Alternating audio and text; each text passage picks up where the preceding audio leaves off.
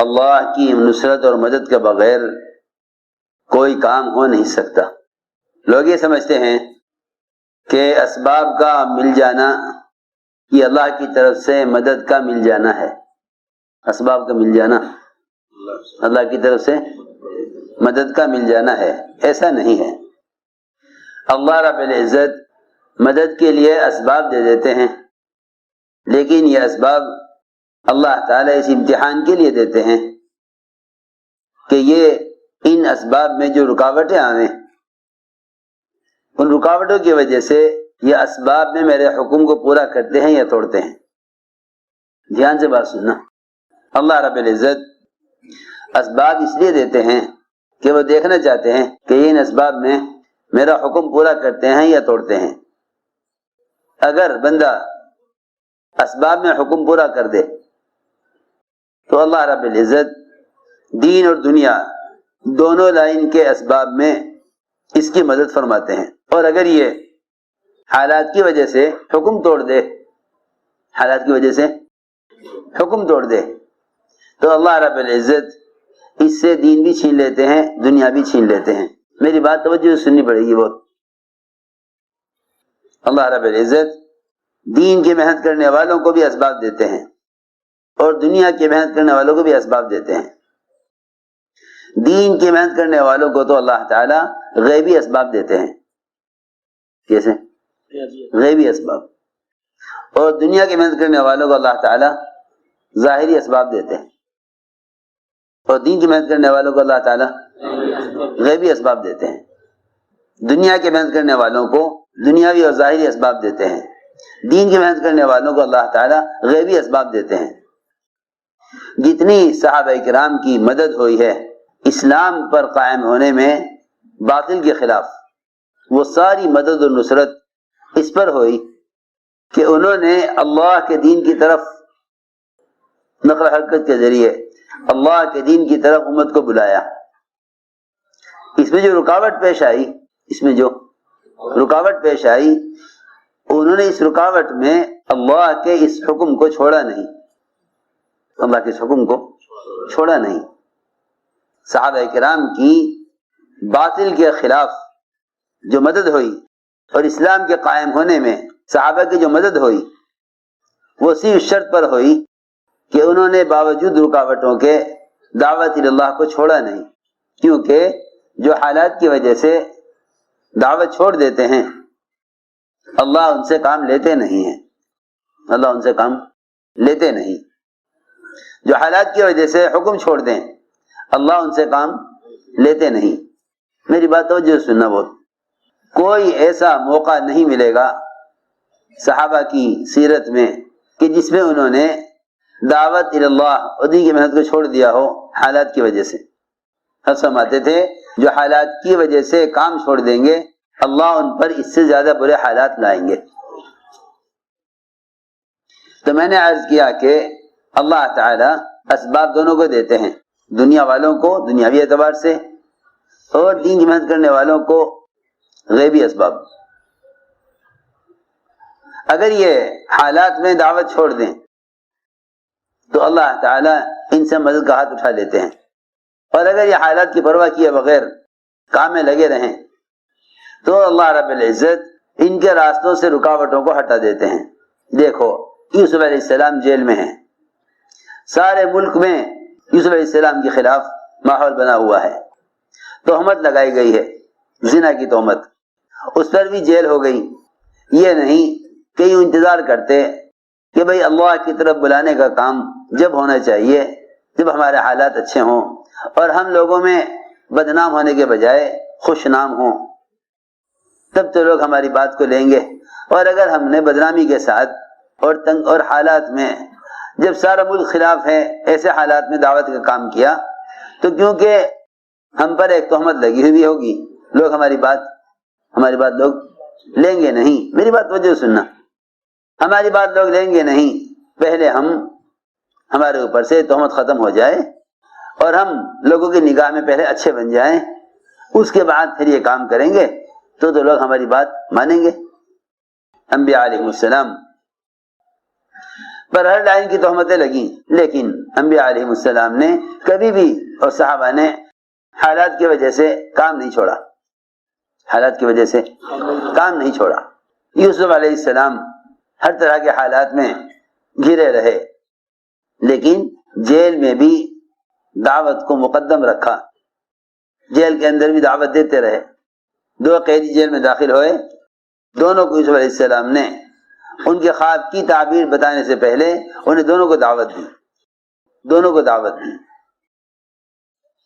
دونوں اپنے جیل کے ساتھیوں کو پہلے اللہ کا تعارف کروایا، اپنا دین، اپنا مذہب اور اسلام سمجھایا، اور پھر اس کے بعد خواب کی تعبیر دی۔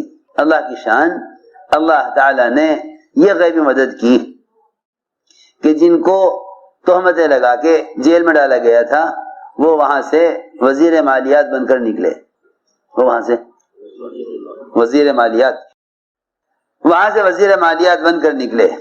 جنہوں نے جھوٹا کر کے جیل میں ڈالا تھا انہوں نے ہی کہا کہ یوسف تم ہی سچے ہو، تم بتاؤ ہمارے خواب کا کیا مطلب ہے۔ یوسف علیہ السلام نے فرمایا کہ تم نہیں جان سکتے اس خواب کا مطلب کیا ہے، اس خواب کی صحیح تعبیر سے تمہارا پورا ملک فقر و فاقے سے اور قحط سالی سے بچ سکتا ہے۔ میں نے عرض کیا کہ اللہ رب العزت کام کرنے والوں کے راستے میں رکاوٹیں لاویں گے، حالات لاویں گے، یہ دیکھنے کے لیے کہ آیا کام کرنے والے اس حال میں بھی کام کر رہے یا نہیں، اس حال میں بھی کام کر رہے یا نہیں۔ اگر یہ حالات کی وجہ سے کام میں ذرا بھی کمی کریں گے، دیکھو حالات اور رکاوٹیں کام کو بڑھانے کے لیے ہوتی ہیں، چھوڑنے کے لیے یا کم کرنے کے لیے تو کوئی مطلب ہی نہیں۔ حالات اور رکاوٹیں کام کو بڑھانے کے لیے ہوتی ہیں کہ تم حالات میں کام بڑھاؤ، کیونکہ حالات میں اللہ کی مدد کی ضرورت زیادہ ہے۔ یعنی حالات درست ہوں گے تو کام کریں گے، بلکہ یوں کہو کہ کام کریں گے تو حالات درست ہوں گے۔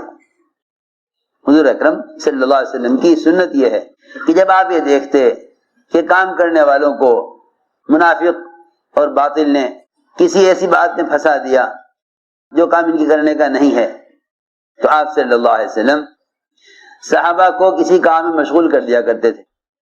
حضرت نے ایک باب قائم کیا ہے، اللہ کے راستے میں نکلنے میں جلدی کرنا، اللہ کے راستے میں نکلنے میں جلدی کرنا فتنوں کو ختم کرنے کے لیے، اللہ کے راستے میں نکلنے میں جلدی کرنا فتنوں کو ختم کرنے کے لیے۔ یہ نہیں کہ فتنے ختم ہو جائیں گے تب کام کریں گے۔ اللہ تعالی نے ایسے لوگوں کے بارے میں فرمایا قرآن میں کہ جو فتنے سے بچنے کے لیے کام چھوڑیں وہ خود فتنے میں پڑے ہوئے ہیں۔ اللہ نے فرمایا قرآن میں کہ جو فتنے سے بچنے کے لیے کام چھوڑیں وہ خود فتنے میں پڑے ہوئے ہیں۔ عجیب قرآن کی آیت۔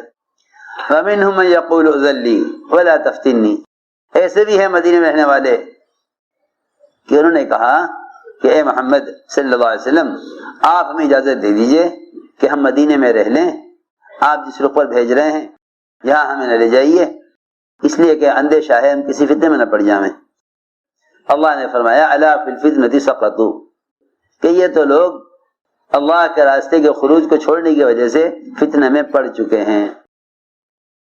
ان کا نہ نکلنا ہی فتنہ ہے، اگر نکل جاتے اللہ کے راستے میں تو فتنے سے بچ جاتے۔ الا فی الفتنۃ سقطوا، جنہوں نے نکلنا نہ چاہا، جنہوں نے فتنے کی وجہ سے نکلنا نہ چاہا، اللہ نے ان کے بارے میں فرمایا کہ جو فتنے کی وجہ سے نکلنا نہیں چاہ رہے ہیں یہ خود فتنے میں پڑے ہوئے ہیں۔ کیسی عجیب بات ہے قرآن کی۔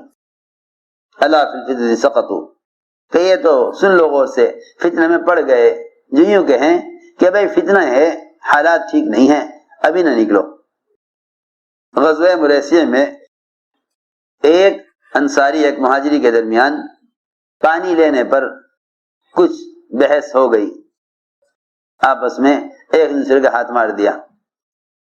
اس پر انصاری نے انصار کو آواز لگائی میری مدد کرو، ادھر مہاجری نے مہاجرین کو آواز لگائی میری مدد کرو، دونوں طرف کے لوگ کھڑے ہو گئے۔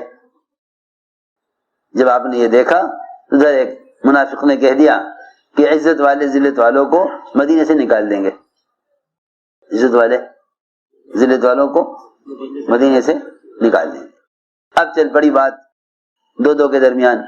ہاں بھئی کون عزت والے کون ذلت والے, بھئی کون کسے نکالے گا. بیٹھ گئے آپس میں بحث کرنے, دیکھ لیں گے ہم بھی کون کسے نکال دے گا.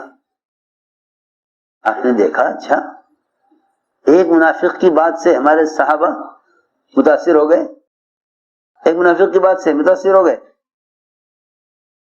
آپ نے فرمایا صحابہ سے کہ چلو چلنا شروع کرو. اتنا چلایا کہ لے کے صبح سے لے کے رات تک, اور پھر پوری رات, پھر اگلا پورا دن, پھر اس سے اگلی پوری رات, پھر تیسرا دن ہر صحابی اپنے گھوڑے اپنے اونٹ پر سوار, اور اتنا چلایا کہ صحابہ چلتے تھک کے چور ہو گئے. حکم نہیں ہے رکنے کا,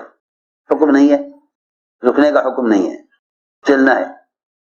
خوب چلایا اور تیز چلایا اور فوراً نکال دیا صحابہ کو, ابھی چلو.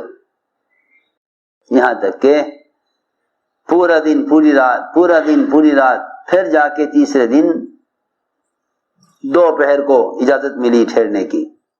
گرم ریت, صحابہ اپنی سواری سے اترے اور گرم ریت پر پڑ کے سو گئے. اس کے بھی احساس نہیں تھا کہ ریت تپ رہی ہے, گرمی ہے. یہ اس لیے کیا تاکہ ان کا ذہن یہ اس بات سے ہٹے.